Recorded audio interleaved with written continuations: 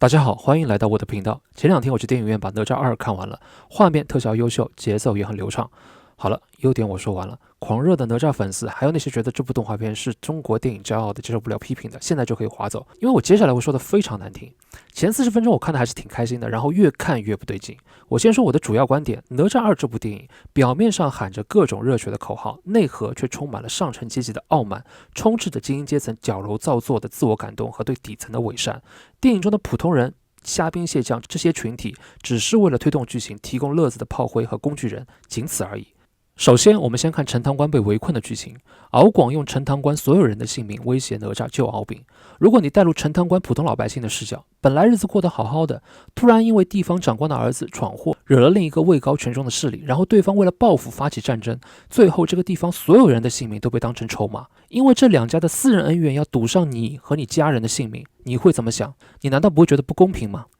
根据电影给出的信息，陈塘关还不是什么小城市，拥有军队和居民，人口众多啊。电影完全忽视普通人被无辜卷入这一斗争的反应，好像他们就是一块背景板，被当成筹码理所应当。不仅如此，再看看哪吒对敖广做这个事的反应，他对敖丙说：你爹虽然围困了陈塘关，但我知道那也是为了你。怎么样，你还要用你爸爸是事出有因来安慰敖丙，希望敖丙能理解他爸是有苦衷吗？那你问过那些被围困在陈塘关里、丧失自由、生命被胁迫的普通人，他们理解不理解？谁来安慰他们，给他们一个解释？好，如果说这是一个合家欢儿童电影，这个围困陈塘关的桥段只是为了增加一点紧迫感，营造紧张的气氛，最后是虚惊一场，恶有恶报，善有善报，大团圆的结局，那电影不交代平民视角那也就算了。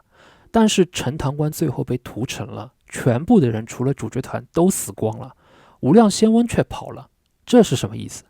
如果这不是一部儿童电影，想影射现实的权力斗争和战争的残酷，那么电影中这些平民死得这么无足轻重，甚至屠城的画面加起来也只有几分钟，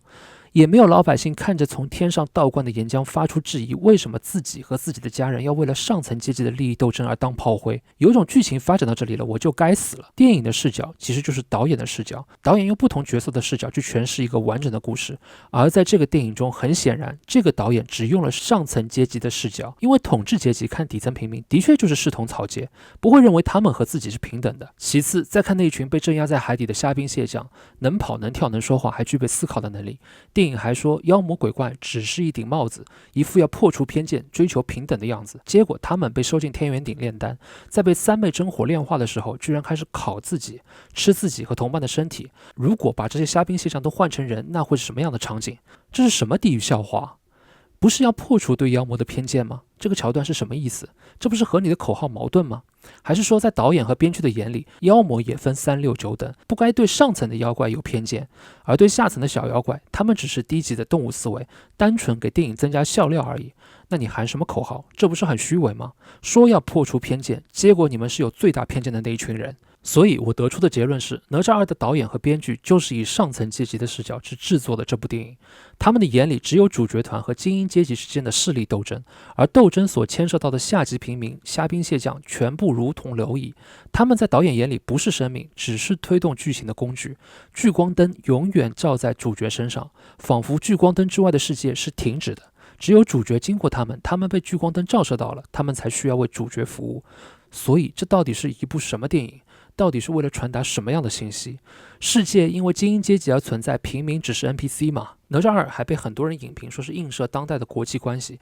还一副很自豪的样子。这些人有没有想过，这种关系越像国家机器之间的斗争，那么这部电影所传达出来的信息就越可怕。它告诉你，在国家机器之间的斗争下，平民就是棋子，是筹码，是可以被消耗掉的资源，而且理所应当。这样一部歹毒的电影，居然能被这么多人当成中国文化的缩影，真是可笑。难道中国文化就是精英主义吗？这些人有没有想过，你不是哪吒，也不是敖丙，甚至连捕妖队的成员都不是。我们大部分人只会是陈塘关的平民和那些前脚刚被前东家抛弃，马上就要奉献自己为新东家卖饼的虾兵蟹将。从这个系列的第一部开始，我就不太能带入哪吒这个角色，尤其是他那一句“我命由我不由天”，我完全共情不了。要明白的是，因为他是哪吒，才有底气说这个话。因为他是魔丸转世，天生神力，3头6臂，还有神兵利器，还是个妥妥的官二代。这种出身和资源，当然有选择和反抗的能力，但是普通人能有吗？所以普通人看含着金汤匙出生的人成为聚光灯下的主角，到底有什么可燃的？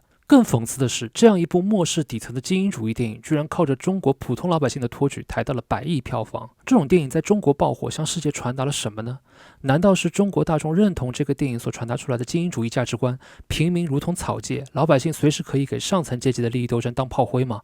这个系列电影还有第3部，我肯定不会再去电影院看了。饺子这个导演让我觉得膈应。《流浪地球2》上映的时候，我觉得中国电影终于跳出了欧美电影传统的觉醒、反抗、推翻老三样叙事，开拓了自己的文化格局。结果一部《哪吒2》又披着欧美这套叙事，讲了一个恶心的精英主义的故事，真是倒退。